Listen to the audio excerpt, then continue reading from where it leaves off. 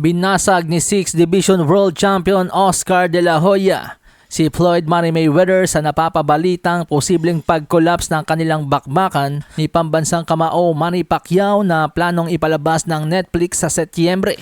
May posibilidad kasi na hindi na matuloy ang rematch ni na Mayweather at Pacquiao dahil sa gustong baguhin ni Mayweather ang kasunduan. Ang pinirmahang kontrata ni na Mayweather at Pacquiao ay isang totohanang laban at hindi exhibition. Subalit ayon sa CEO ng Manny Pacquiao Promotions na si Jas Matur, nakikiusap umano si Floyd na gawing exhibition na lang ang bakbakan. Kaya naman nang makarating kay De La Hoya ang balita, napasabi ito ng pambihira ka naman Floyd. Ano ka ba naman? Alam ng lahat ng tao na on paper 50-0 ang iyong kartada. Pero alam din nila na may talo ka talaga. Maging ang iyong mismong ama sinabi yan sa'yo na natalo kita nung maglaban tayo noon. I mean, I have to say this, Mayweather, come on, dude. Fight a real fight. You're still trying to protect your O. Yes, you're 50-0 on paper, but people know you've lost. Shit, your own father said you lost against me back when we fought. Ibinulgar din ni De La Hoya sa maiksing video na kanyang inilabas na tinakbuhan din siya ni Mayweather noon dahil ang kanilang laban pala noong 2007 mga amigos ay may rematch clause. Pero ang ginawa nga po ni Mayweather ay nagretiro ng 1 taon at 1 araw. Talagang hinayaan lang ni Mayweather na mapaso ang 1 taong palugit sa rematch clause.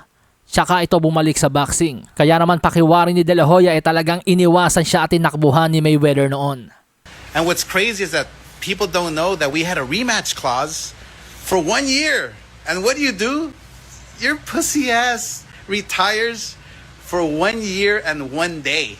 Samantala sa iba pang balita, napag-alaman naman ng boxing scene na nasa preliminary talks na ang bakbakang Sebastian Fundora at Josh Kelly para sa isang unification sa super welterweight division. Si Fundora na may kartadang 24 wins, 1 loss, 1 draw with 16 knockouts ay galing nga po sa isang impresibong panalo kontra former unified world welterweight champion Keith "One Time" Thurman nitong nakaraang March 28. Ang IBF World Super Welterweight Champion naman na si Josh Kelly may kartadang 18 wins, 1 loss, 1 draw with 9 knockouts ay galing sa digdikang laban nitong January 31 kontra Bakram Murtasaliev kung saan naagaw nga po niya ang titulo.